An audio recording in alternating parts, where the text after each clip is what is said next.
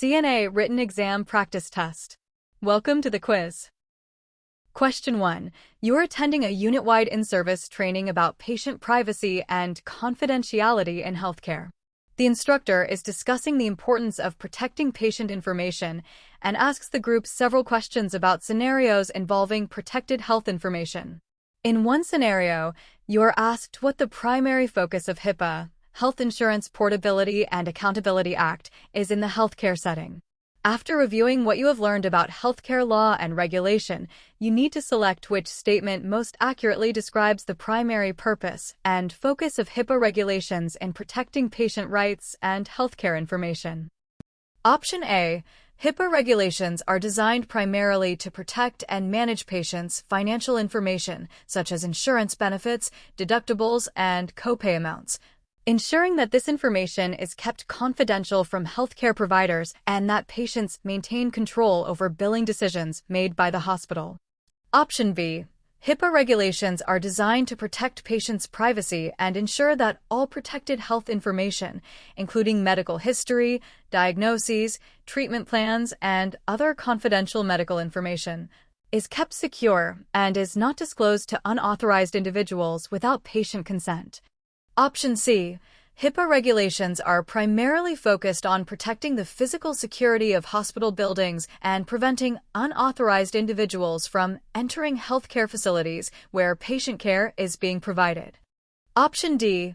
HIPAA regulations were established to control and manage employee work schedules, vacation time, and employee privacy in healthcare settings, ensuring that healthcare facilities maintain appropriate staffing levels and that employee information is protected. The answer is B. HIPAA's main purpose is to protect the privacy and security of patients' health information. Option B correctly states that. Option A is incorrect because although HIPAA includes provisions about insurance portability, its primary focus in healthcare settings is on privacy of medical records, not just financial data. Option C is wrong. Physical security of buildings is not covered by HIPAA. Option D is wrong. Employee work schedules and privacy are not the focus of HIPAA. It is about patient information, not staff. Question 2. You are making your initial rounds to meet your assigned patients for the day. Mr. Robert Anderson, an 85-year-old male with a history of falls, is being cared for in your unit. He has been hospitalized for 3 days following a hip fracture and subsequent surgical repair. The patient has some confusion, takes multiple medications that can affect balance and mental status, and has reduced mobility due to his recent surgery. Before you assist him with any activities or transfers, you recognize that it is essential to perform a comprehensive assessment to determine his capabilities and any limitations that might affect his safety during activities. What assessment must you always perform before moving any patient or assisting them with physical activities? Option A. Check the weather outside to see if it is sunny or rainy, as this can affect the patient's mood and willingness to participate in activities, and review the hospital's daily schedule to see what activities are planned. Option B. Assess the patient's current physical and cognitive abilities, determine any limitations due to illness or surgery, understand any restrictions from physicians or nurses, and evaluate the patient's readiness and willingness to participate in the planned activity. Option C. Determine how many family members are currently visiting the patient, as their presence can motivate the patient and make them more cooperative during care activities, and find out whether the patient has eaten lunch yet. Option D. The answer is B.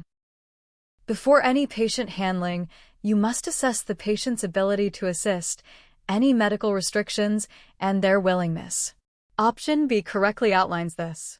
Option A is irrelevant and unprofessional. Option C is not a primary safety assessment. Family presence and meal status do not determine safe mobility. Option D is missing in the PDF, so left blank. Question 3. You are working on an isolation unit where several patients require droplet precautions due to suspected respiratory infections. You have received training on infection control and understand the importance of preventing transmission of infectious agents to yourself, other patients, and members of the healthcare team. During your shift, you are caring for a patient who is on droplet precautions and requires assistance with oral hygiene and eating. Based on current infection control guidelines and recommendations for preventing the transmission of infectious droplet-borne pathogens such as influenza and other respiratory viruses, which of the following best describes the most important personal protective equipment and technique you should use? Option A. Wear only standard gloves on your hands without any facial protection, as the gloves will protect you from respiratory droplets, and you can wash your hands after care without removing gloves first. Option B. Wear a surgical mask or appropriate respiratory protection when you are within 3 to 6 feet of the patient, as respiratory droplets typically travel only a short distance through the air before falling to surfaces. And ensure your mask is properly fitted and covers both your nose and mouth. Option C. Wear a clear plastic face shield that covers your entire face, but does not wear a mask, as the shield will protect you from all infectious agents, and you do not need to wash your hands if you are wearing the protective equipment. Option D.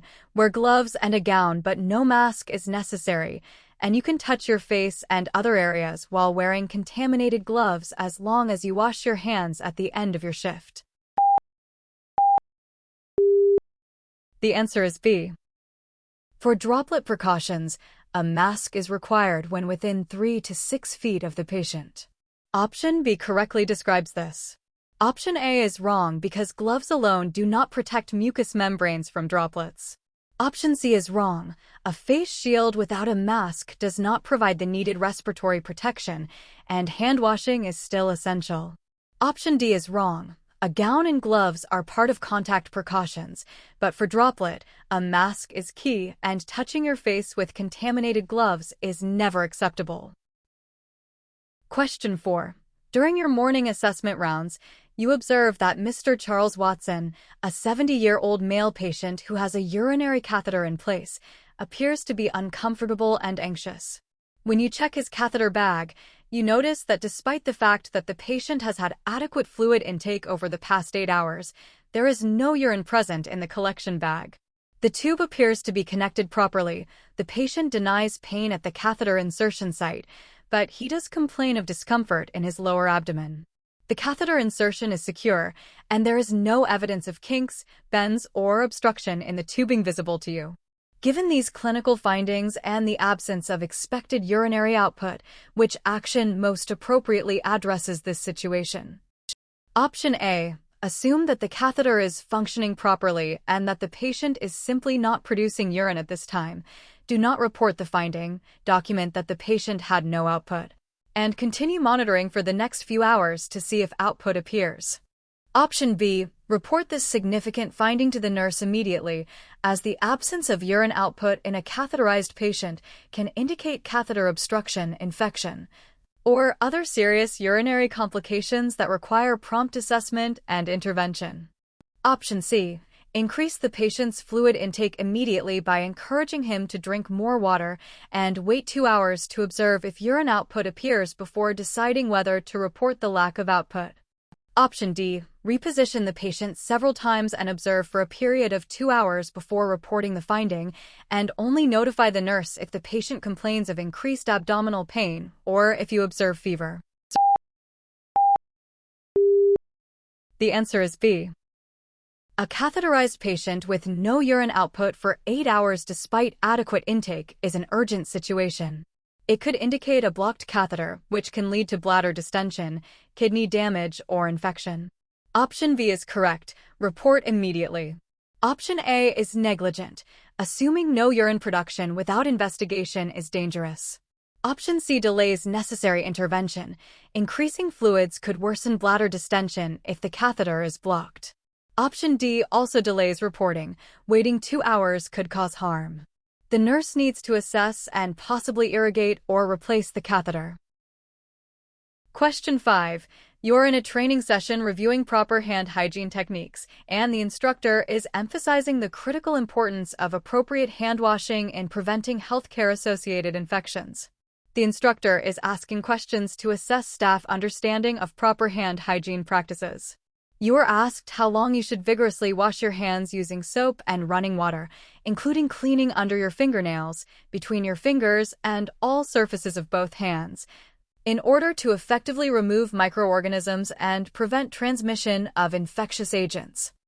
Option A, you should wash your hands for only 10 seconds, quickly rubbing soap over the surface of your hands before rinsing under running water. Option B, you should wash your hands for approximately 15 seconds, which is usually enough time to remove most visible dirt and some microorganisms from the surface of your skin. Option C, you should wash your hands for at least 20 seconds, using soap and warm running water while scrubbing all surfaces including under fingernails, between fingers, and the backs of your hands to effectively remove microorganisms. Option D. The answer is C.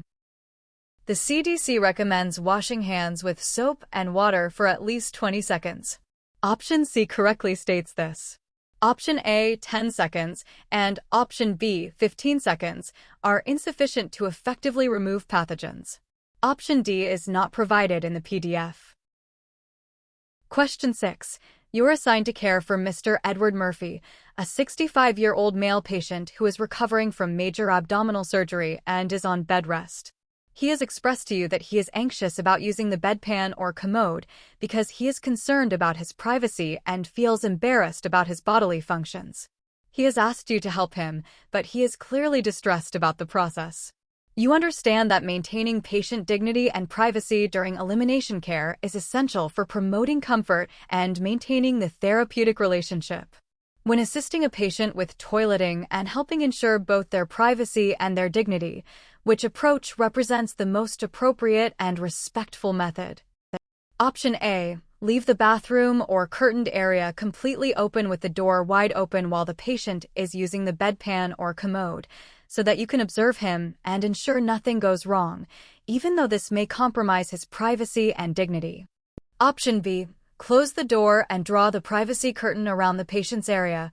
Step outside the immediate area unless the patient specifically requests assistance. Remain nearby to respond quickly if the patient calls for help, and return promptly when the patient indicates he is finished. Option C. Position yourself directly facing the patient while he is using the bedpan so that you can monitor him closely throughout the process, reassuring him that your presence will help him feel safer and more secure. Option D. Ask a family member to remain in the room during the patient's use of the bedpan or commode, explaining that this will help the patient feel less alone and anxious about the process, and this maintains dignity by having someone the patient trusts present. The answer is B. Respecting privacy during toileting is essential. Option B is correct. Closing the door/curtain and stepping out unless needed preserves dignity while ensuring safety. Option A is wrong. Leaving the area open violates privacy. Option C is wrong. Staring at the patient during elimination increases embarrassment and is not necessary. Option D is wrong. While a family member may be comforting, the patient might still feel embarrassed. The best practice is to give privacy and allow the patient to call when ready. Great job! Don't forget to subscribe. Bye!